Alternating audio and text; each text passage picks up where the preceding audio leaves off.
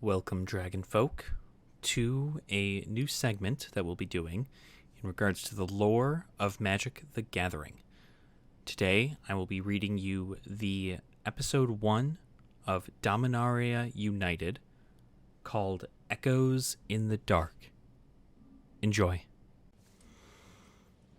Even from 3 caverns away, the shriek of breaking metal echoed against the stone. Yet another broken excavator. If Karn had been an organic being, he would have sighed. Instead, he only paused and listened to the excavator's lingering rattles. He pitied his machines. No single setting could accommodate the eccentric geology of the caves of Koilos, where olivine rock was as likely to back into sandstone as cinnabar, but he had no alternative. Here he'd find the secret to operating the Silex. And he'd find it before any Phyrexian agent could. Condensation beaded on his body, the droplets joining to slide down his metal plating. No one seemed to believe him, but he knew the truth. The Phyrexians were here, on Dominaria. He could feel it, like he could feel the stone and the interplanar technology riddling its layers. He turned sideways to squeeze through a narrow passage. The basalt grated against his chest, but gave way without scratching him. He ducked under translucent stalagmites into a low cave. Clear selenite coated the bones of Thrawn prisoners and fragmented Thrawn technologies, their gold traceries distorted. Karn located the failed excavator to the rear of the cave. The poor excavator steamed, as if vexed with its unmanageable job, and its overheated metal housing ticked with a soft tink-tink-tink as it cooled. Karn wove between the stalactites and water pools, careful not to break any of the delicate violet mineral deposits or disturb the freshwater anemones and tiny blind fish, bleached by a life that had, until now, passed in darkness. Karn placed his hand on the excavator. "Shall I fix you, then?" "Yes?" Steam sighed from the overheated machine. At his gesture, screws unwound themselves along their threading. He set them aside and removed the housing. A stripped-out gear greeted him. He removed it and set to generating a replacement, his fingers tingling with magic, its charge pulling together to generate something from nothing. Metal materialized, layer upon layer, to create a duplicate part. He liked working in the cave's silence. In the sun's absence, only the water's metronome drip measured out his days. He was alone here. Other planeswalkers didn't like the interplanar distortion that rubbed at their senses in the caves of Koilos. Karn didn't either, but he appreciated the isolation it gave him. He didn't have to answer questions or worry about whether the Phyrexians had gotten to someone, completed them. He could seek the key to operating the Silex in solitude. He would win the fight alone. What fight? Joyra had placed her hands on her hips in exasperation. Karn, the Phyrexians were defeated centuries ago, and these new ones you told me about are trapped on their plane. They're here, Karn told her. Defeating the Phyrexians in combat means nothing. They aren't an army. They're hate embodied. They promise Dominaria's destruction. Her voice had softened. Just because Venzer... Karn didn't want to think about Venzer. He slipped the gear into the shaft and tightened it down. He replaced the housing, sliding it into place, and then threaded in each screw. Small pleasures. He patted the excavator and smiled. That's better, isn't it? He knew it wasn't alive, wasn't responding to him, but it almost felt it was as if he flipped a lever and watched the excavator move forward and begin digging into the cave wall. The stone shuddered. Fine white dust plumed away from the excavator's planed shovel limbs.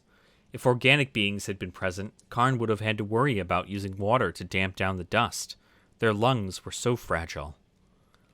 Better that he was alone, wasn't it? No one held him back. Eating and sleeping hours away.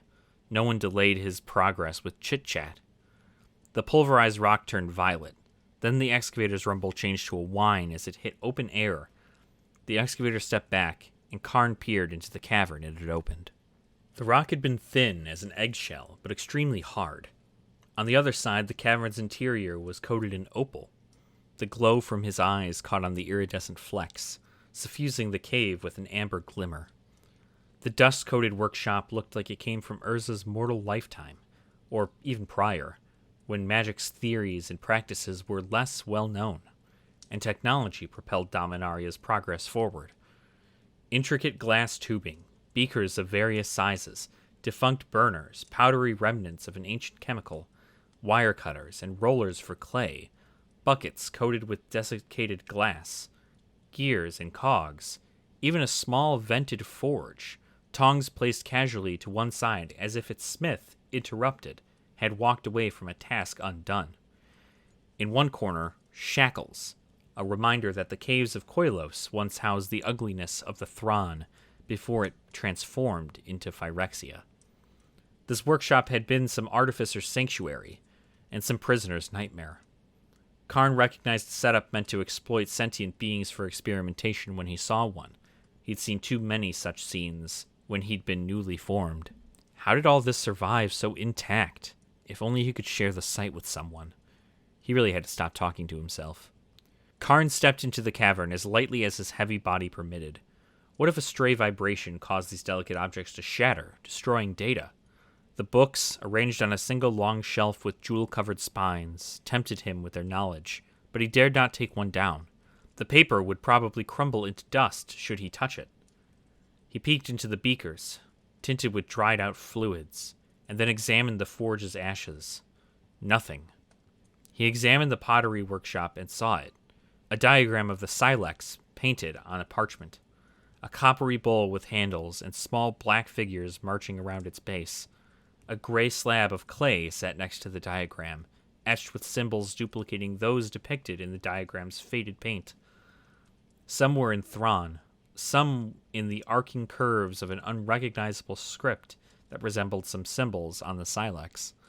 The clay was damaged, partially illegible, and severed wires lay beside it. What had happened here? I must compare this to the silex. At the faint vibration of his words, the books collapsed into dust. Karn winced. He gathered the unfired clay tablet into his hands, careful, and eased out from the ancient workshop. Karn had sighted his base camp some distance from the excavators, where the caves had greater stability. Each softly lit tent sheltered his equipment from the steady drip of water. Karn let their brightness guide his steps, the hollow cavern booming with his footfalls. With the tents lit from within, coming back to camp almost felt like coming home. Karn ducked into the largest tent, stepping around the large golden Thron artifact he'd left in front of the entrance. Inside, he shimmied past a broken piece of metal he had collected days ago, intending to reshape it back to its usefulness. He stepped over a pile of power stone shards and sat at his work desk. It, like the rest of his tent, was too cluttered. He had no space for his newest find. Atop the papers and small artifacts, he saw Joyra's letters, scattered, opened, but unanswered. "Karn, it's been months," one letter began. "Don't you think you should examine why you're doing this?" Another letter ended. "Mirrodin wasn't your fault," she wrote in another. "Please come back. Venser would have..." Karn shifted the artifact onto one palm and used the other hand to shove Joyra's letters to one side. He slid the artifact onto the worktop, then ducked under the table. He'd concealed the silex in a small titanium chest, its lock only accessible to someone like him, someone who both knew the order in which the tumblers and pins needed to be lifted and could manipulate inorganic materials. His lock had no key. He placed his hand on the chest, focused, and felt the tumblers move. The lid popped open. He removed the silex. Even his specialized senses could not identify its copper-like material. Normally, he could reveal any inorganic object's mystery with a touch. Not so the silex. It made his palms itch with such strangeness. A Thron artifact, most said, but he had his doubts. It was Karn's belief that this device came from farther fields than simply the past. He lifted its wide goblet body onto the desk. Its inky characters seemed to move under his worktop's light, transforming from Thron to Philagi to Sumaphon. The vessel's wide, bowl-like mouth seemed to call to be filled with, according to the Sumaphon, the memories of the land. He'd been reluctant to test it without a confirmation on how to use it. The silex sent a jolt through him. Karn flinched and withdrew his hand, cradling it against his body. Once, when he'd been new, He reached out and touched the fire blazing in Urza's hearth. He dropped the cherry-red coal, shocked by the sensation, then examined his hand for damage. He'd found none. He'd look up to see Urza watching him with glittering eyes. Urza hadn't tried to stop him, yet he'd known this would hurt Karn. "Why did you give me such intelligence if you do not value my personhood?" Karn had felt ashamed the moment he asked that question. And yes, Urza had chuckled. "You're more valuable to me if you can react intelligently." Karn had stared at his aching, undamaged hand. "Then why give me pain?" Urza had smiled and stroked his white beard. Karn had learned later how to recognize that expression as one Urza made when he thought he was being particularly clever. People are more reluctant to damage something if it causes that thing pain. But that was only true of some people, wasn't it? Karn glanced at Joyra's unanswered letters. He did not dare involve Joyra or the other planeswalkers, lest he lose them to the Phyrexians like he'd lost Venzer. Even after Memnarch renamed it, Karn still thought of the plane by its first name, Argentum. It had been Argentum to him when he created it in its smallest wonders. How beautiful it had been, a plane glimmering with mathematical precision. The Phyrexians had taken it from him, his plane, his children, Memnarch, his creation. And it was all his fault. He grabbed a rag from a nearby pile to wipe the condensation from his body. He didn't want to drip on his new, unfired find, and dropped the rag back into the heap. He bent to study the Silex, comparing its symbols to those on the clay tablet. The pattern changed right where the clay tablet's edge seemed rougher, broken. Had he forgotten a piece? He needed to go back for it, now. Since he'd opened the cavern to the cave's moisture, the artifacts in it would degrade. Just then, the death rattle of another excavator echoed through the caverns. Karn wished he could sigh, but as it was, he locked away the Silex and his most recent find. He'd repaired the excavator. It was located near the ancient workshop anyway, and then he'd look for the missing piece. Oily smoke oozed up from the excavator's housing. It seemed to have hit a hard mineral deposit, stressing the mechanism behind the cutting tools. Karn patted it. More than you could cope with? The machine released a gout of smoke. "I know the feeling," Karn replied. Before getting started, he peered around the tunnel's edge. The nearby workshop, despite the excavator's rumblings, seemed intact. Good. The excavator could continue its work without risking damage to those artifacts, then. After he repaired it, he would search the workshop for the missing piece to the clay tablet. He pulled the metal away and reached into the wall where it was digging. He scooped out something. Liquid. Oily black slop dripped down his fingers, spattering the ground. Could it be? Karn reached with his special senses into the material. For him, he had tried to explain it to Joyra once. The ability was akin of tasting, if tasting were to provide information beyond flavor. He felt nothing, as if the substance was organic. How had the cables been embedded into stone? It looked almost like they'd woven themselves into it, like worms through an apple that was otherwise undisturbed. He had been right. The oil was Phyrexian. He checked again. Could these fibers be ancient remnants? No, he murmured. They look recent. Fresh. Karn reached into the borehole and grabbed one of the fibers. It writhed under his fingers, resistant, and released small spider-like clamps from its body to grip the stone. The cable was alive. He frowned. It lashed his fingertips as if trying to wiggle free from his grip. He tugged hard and tore it free from its tunneled cavity. Black oil spattered across his torso from its root. The other cables contracted within the wall, and the ceiling to the ancient workshop thundered to the ground. The tunnel behind Karn crumpled, the passage to his base camp gone. He had lost his findings. He would never locate the shard of the unfired tablet. He would never slot it in and see what it revealed. He would never fully investigate the chamber and determine if it housed other secrets about the Silex's creation. This recent development had seen to that. Now he had a more urgent problem, one he needed to prioritize over archaeological catastrophe. The Phyrexians were on Dominaria. Here. Now. He could try to excavate the workshop. He could dig out the passage and return to his base camp. He could reach out to the others, but seeking help took time, and Karn knew, put others at risk. If he had learned anything during his long life, it was this. A single moment of inattention, of neglect, could leave an entire plane vulnerable to the Phyrexians. The Phyrexians were contained within the caves for now, and he with them. Good. He would not let Dominaria fall like Mirrodin once fell.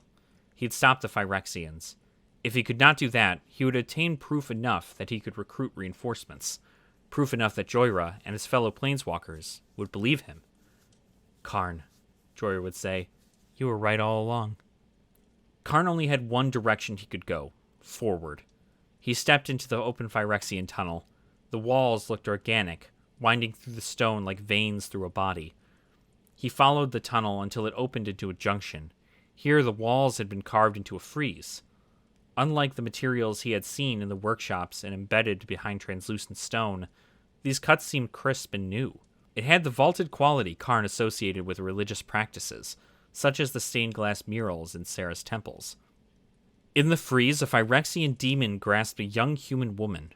The demon's elongated skull, bared teeth, and small eyes were depicted with loving detail. Each node of machinery and every exposed muscle fiber was polished until it gleamed. Small diamonds had been inset as highlights, so the demon seemed to move and glitter under Karn's gaze. In contrast, the human profile, cut into the stone, was rough, her features drawn down into torment, revulsion, and fear. She held hands with another figure whose visage had been carved, then intentionally defaced. A whisper of cloth brushing stone drew Karn's attention. He turned, hands still pressed to the mural. Humans always seemed so little to Karn. Only the tallest neared his height. All others were petite compared to him. These two, a man and a woman, were both small. The woman, her pale skin starved for sunlight and her brown hair ragged, had replaced her jaw with a hinged mechanism, small blades installed alongside her natural teeth.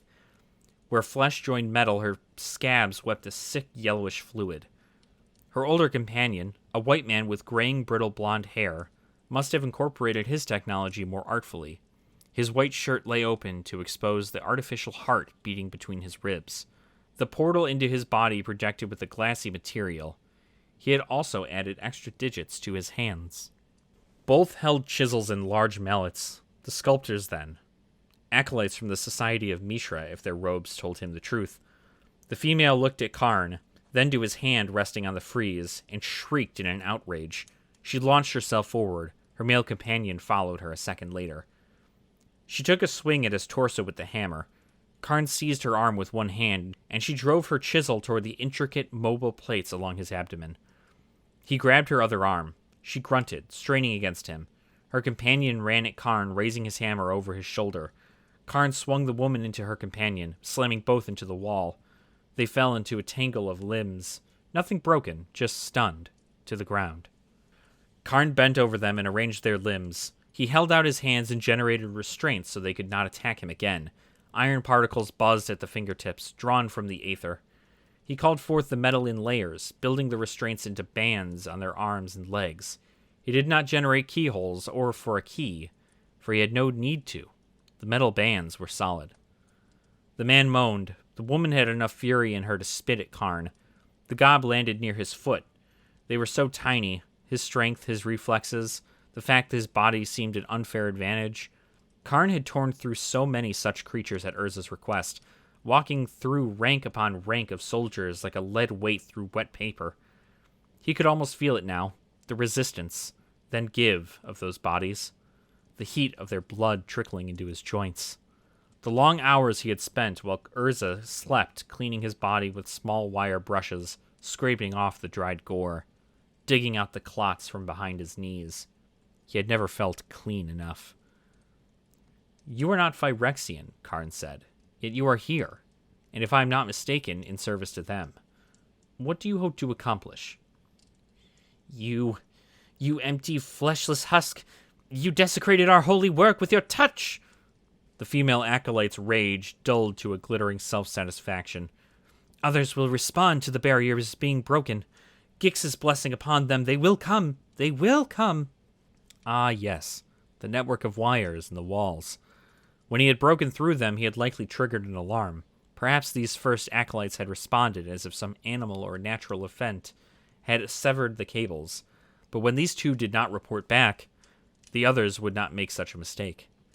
Karn reached toward the female's face, and with a twist of his fingers generated a metal gag. The only reason she hadn't shouted for help, sounds would carry in these caverns, was that it hadn't occurred to her. She glared at him, making muffled noises that sounded like curses. He leaned over the male acolyte. "What are you doing here?" The male blinked at Karn. His pupils had dilated to different sizes. He was concussed, his speech, as a result, slurred. "Karn, I know you. It's good that you came." Karn frowned. "The Whispering One has a plan for you," the acolyte beamed. "She grows stronger daily, and you will serve her. Sheoldred welcomes you. It's your destiny, Karn, to create for us, to help us, to become one of us." Karn generated another gag so that this one, when he regained his senses, could not call for help. The acolyte accepted the gag, almost as if he appreciated it, with a beatific smile. Karn stepped away. How had Sheoldred survived crossing between planes? A question he would ponder later. For now, he had to find her, to end the Phyrexian invasion before it started. And he could do that alone. Better that he did, for he could not be subverted. Venzer's spark saved him from that. Karn left the acolytes bound and gagged and plunged deeper into the cave network. The damp in these passages did not feel like the air around his camp, but rather warm as breath. Hot, moist air condensed on his cold body, trickling down in rivulets like sweat. Faint screams reverberated through the air. The tunnel opened into a vast cavern, which echoed with the cacophony of human misery. On the other side of the crevasse was the Phyrexian staging ground, located on a broad, flat area of the cavern floor. Ant-like workers scrambled across the rope bridges, strung over the crevasse, ferrying meaty globs, bloody cables, and chunks of flesh over to humans, being completed on surgical tables. On the opposite side of the wall, a Phyrexian portal ship cut through the darkness like an immense scythe. The twitching loop's membranous purple gleam reminded Karn of intestines. Sheoldred hung suspended in the morass. She was still. Tubes fed reddish and milky substances into her black segmented body. The mandibles that extended down from her thorax lay open, relaxed. Her humanoid torso, welded to the thorax's top, lay nested in a thick network of writhing, inky lines. A horned mask obscured her face. Beneath her, worshippers clung together and raised their voices in an ecstatic paean. The defunct Phyrexian portal ship and Sheoldred's sleeping form dominated the cavern. Acolytes in the gray robes of the Society of Mistra attended surgical machines that converted struggling people into Phyrexian abominations. Completed monstrosities dotted the cavern's floor like grotesque artworks, skittering on too many limbs. More acolytes stacked weapons beside a Phyrexian skyship. Teams of splicers scaled a dragon engine to repair it, so small that their welding torches seemed like white stars against the engine's metal skeleton. He'd found the staging ground of the Phyrexian invasion. A single figure attended Sheoldred, a young woman with platinum-brown skin and dark umber curls, who wore the cloak of the Tolarian Academy. When she turned, Karn saw the red dot from a mechanical eye. Below, an acolyte hurried forward and offered up gobbets of flesh. The young woman sorted through them, twisting some into the morass that supported Sheoldred. Karn traced the line of acolytes carrying materials from the immense monstrosity to Sheoldred and her helper. She was mining the monstrosity to repair Sheoldred's damaged biological components. If the other planeswalkers could see this now, they'd know that Karn's fears were true. Troyer would say, no, it didn't matter what Troyer would say. Karn faced this threat alone. He needed to alert the others, yes, but neither could he leave the staging ground intact. He had to destroy the Phyrexians before they could defend themselves. His course of action decided, Karn held out his hand, palm up. He raised his other hand above it. He visualized the incendiary device he planned to generate from the inside out. He could see its every component, its chemicals, laid out like a dimensional blueprint. His fingers buzzed with the magic of his creation. The layers of material accumulated in midair. It was no Silex, but it would end Sheoldred. A klaxon filled the cave with its high-pitched holler. Karn located its source as acolytes, worshippers, and Phyrexian agents paused in their work. The female acolyte who'd attacked him was blowing a horn. Either she'd been discovered and freed, or she freed herself, the drawbacks of leaving his attackers alive. The shrill sound prompted action. Acolytes loaded weapons into the skyship. Phyrexian surgeons loaded their bloodied operating tables into skyships. Others boarded the skyships, evacuating. Completed Phyrexian monstrosities shuddered to life, metal fibers snaking out from their bodies. Others slumped to the floor. Claw-like limbs exploded from their abdomens, and their gaping mouths opened blindly, like reptiles scenting for prey. A red beam dotted Karn's chest.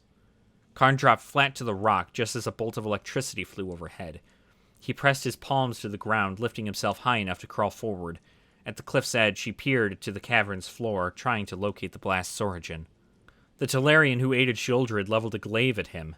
She had replaced her eye with a miniaturized ray cannon, and its red beam hit Karn. Karn rolled to the side. A crackle exploded the rock behind him. Smoke wisped up from where he'd once lain. Completed Phyrexians swarmed towards him, and the Talarian smiled. She placed a hand on Shieldred's limp claw. Shieldred remained limp, inert, as if she was under sedation while the young woman worked to restore her, and vulnerable, and Karn still held his incendiary device. The nearest bridge over to Shieldred was close, but narrow. 12 ecstatic worshippers and the young woman with the glaive blocked his access to the Praetor, but Shieldred seemed some distance from the Phyrexians, and Talarian acolytes located on the cavern floor. If Karn was quick, he would not have to battle through all Shieldred's followers to attack her, just the 12 worshippers, and the Talarian making it 13. Karn pushed himself to his feet and charged down the narrow stone bridge. Shieldred's worshippers ceased their paean and launched themselves towards him. 2 reached the bridge. Karn shouldered them aside into Crevass's abyss.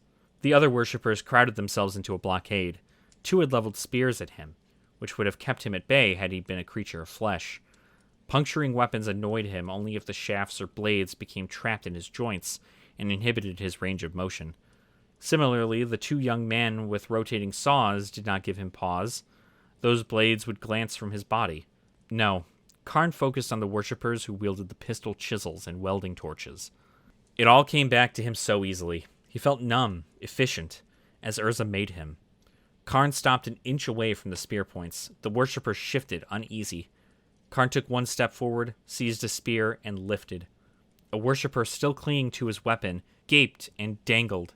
Karn swung him into the foes, sweeping several off the bridge and breaking up their blockade. Then he tossed the spear wielder into the crevass's depths, the man's screams fading as he fell. The other spear wielder, an older woman, jammed her spear point into a gap in his torso. Although he added an incendiary device, he cracked the spear shaft by hammering his fist down, breaking it off inside himself. He'd deal with that later. He grabbed the broken shaft end, which she still held, and used it to swing her aside. She fell and crumpled. Only 6 combatants remained. The wielder of a rotating saw swung their buzzing instrument at Karn's head. Karn stepped back to evade. Before the saw could come around again, he stepped within the wielder's range and removed the tool from the man's fingers. The man tried to resist, but Karn had overwhelming strength on his side. Prying away the man's grip was disturbingly easy. Karn lifted him and tossed him into 2 more worshippers. The force crunched all 3 to the floor with a sickening confusion of broken limbs. A piston chisel wielder rushed him from the side.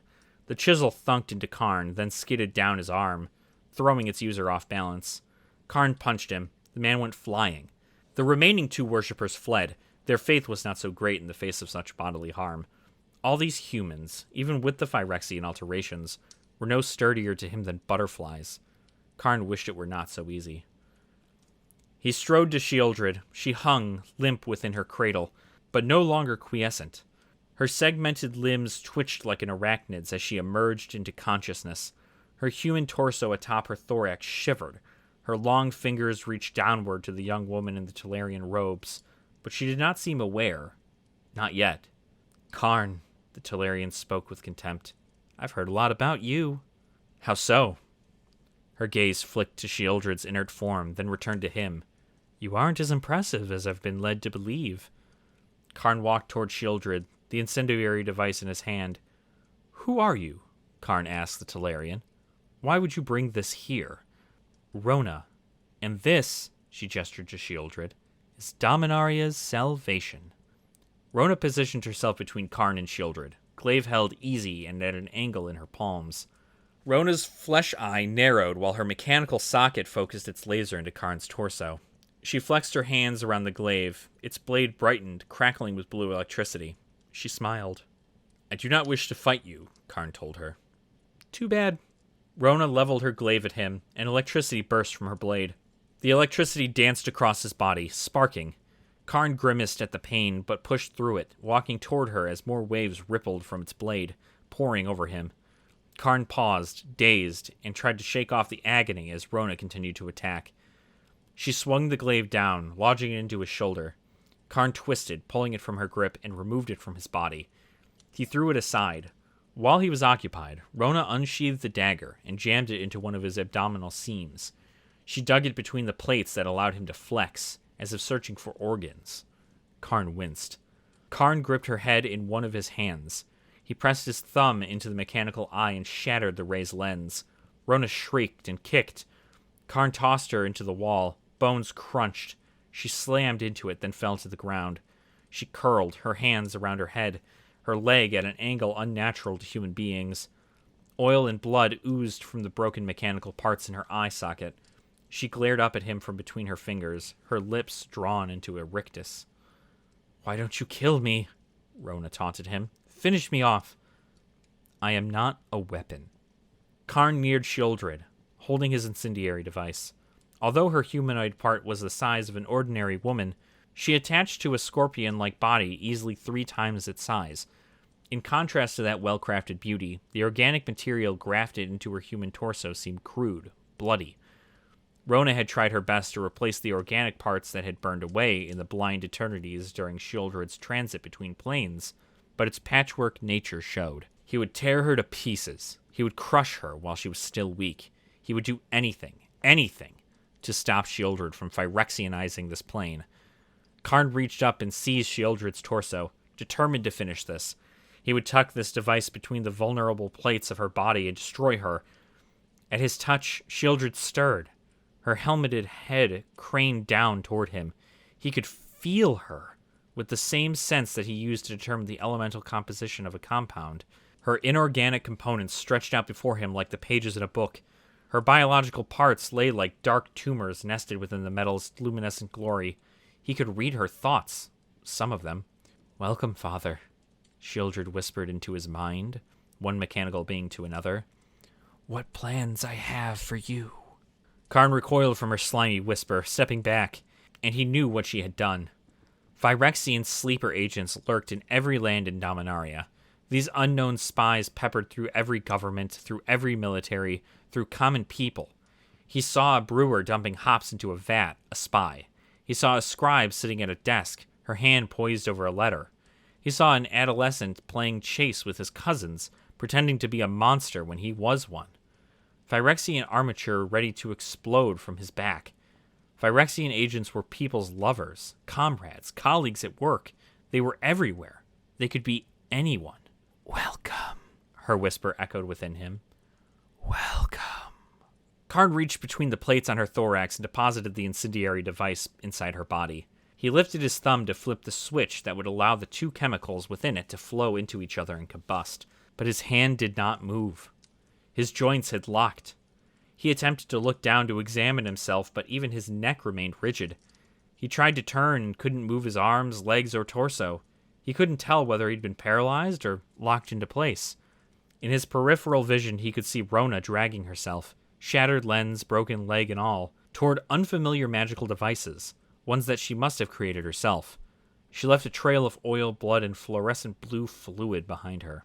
Karn strained against the strange magic that gripped him. Rona levered herself up to a seated position.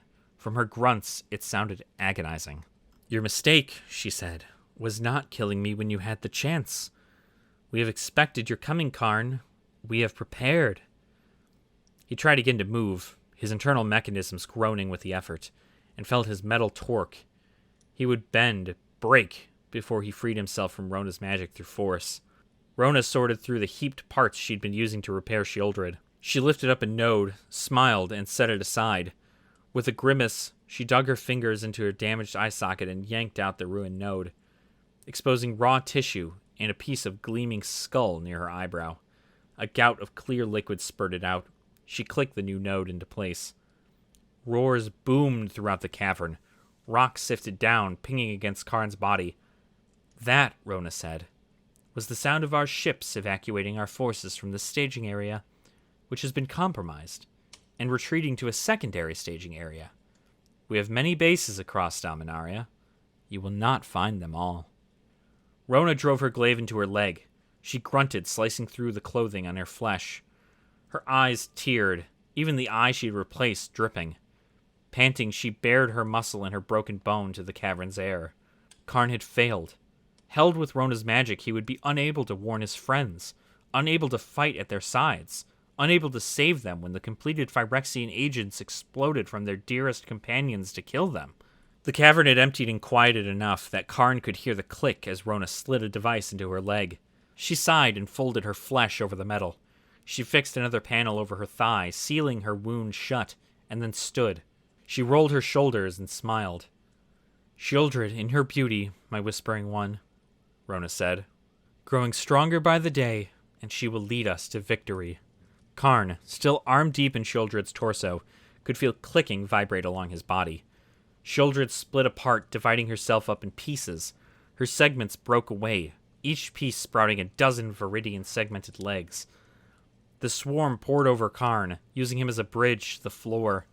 The spider-like tink-tink of their metallic claws reverberated through him. A tarantula-sized piece sprang free from the cables onto Karn's face. It clung to his head, twitching, a heart-like nugget of flesh grafted into the center of its modified thorax. It crawled over his head. He could feel its wet body slither down his back. It dropped to the floor and scampered away. "I may not be able to stop you, Urza's creation," Rona said, "but I can prevent you from stopping us." From the edge of his vision, Karn could see Rona limp down a tunnel. Even with her makeshift repairs, Rona remained heavily damaged, and she leaned on her glaive, using it as a cane. Her legs spurted yellow fluid, and she staggered. She paused to catch her breath. Oil dribbled from her new inserts, mingled with blood. He turned his head to watch her. The field paralyzing Karn had weakened. Perhaps it was due to Rona's retreat? Did she carry the device with her that held him in place? Karn attempted to raise his arm. The effort shuddered through him. He lifted one finger. Rona let her shoulder rest against the tunnel wall. She used her glaive to cut free a strip of cloth from her mantle. "I hope that as we take this plane, as we make it more perfect, you feel the keenness of failure once again." Karn strained against the force gripping him. His jaw ached. "What?" Rona bound the cloth strip around her leaking leg in a tourniquet. "As you watch the people you've known for eons transform and turn against you, I hope it hurts." "Why would you say that?" Karn managed. He had to keep her talking. If he could break free, "What have I done to you that you would wish such horror upon me?" "When the Mirrans became Phyrexian," Rona said, "it was the best thing that had ever happened to them. They were independent from their creator, unified, beautiful." The force holding Karn seemed to loosen. He needed to push free. Even with the Phyrexian staging ground in the caves of Koilos empty, if Karn could capture Rona as Shieldred's right hand, she would be able to provide valuable information. All was not yet lost. "You'd kill them, wouldn't you?" Rona said, for reaching for perfection. He only needed one more moment. "You gave Memnarch your intelligence, your capabilities, but he didn't have the experience to deal with it. The guidance. He was so lost." Rona's smile twisted. She enjoyed his struggle. "I can't stand bad parents." Karn stopped. His body couldn't have reverberated more if she had struck him. Rona flipped a switch on the wall. There was a small grafting noise, then a series of booms overhead. The roar as the cavern fell engulfed him. Tons of rock poured onto him. A boulder rolled off the cavern's wall, then bounced onto his chest. It tossed him onto his back. He stared up at the collapsing cavern, still paralyzed by Rona's device. Rocks sheeted down. Fist-sized pieces hammered into his body. Smaller pebbles thunked and plinked against him, rolling and filling in the gaps. His vision turned gray from dust, then blackened out as the stone obscured all light. The rock weighed upon him. He could feel Rona's spell ease. He could move, or at least beneath all the stone he could attempt to move, to twitch a finger, for whatever good it did him. Not even he could lift the stone. Not even he could dig his way out from this cave. The crushing layer of rock was too heavy even for him to shift. Karn reached for the spark that allowed him to planeswalk. It burned within him, hot and bright. Such a perpetual companion that he had ceased to notice it. If he could just focus and... It didn't work. Nothing happened. Karn reached out with his special senses through his fingertips and analyzed the surrounding inorganic materials. Olivine, granite, quartz, mica.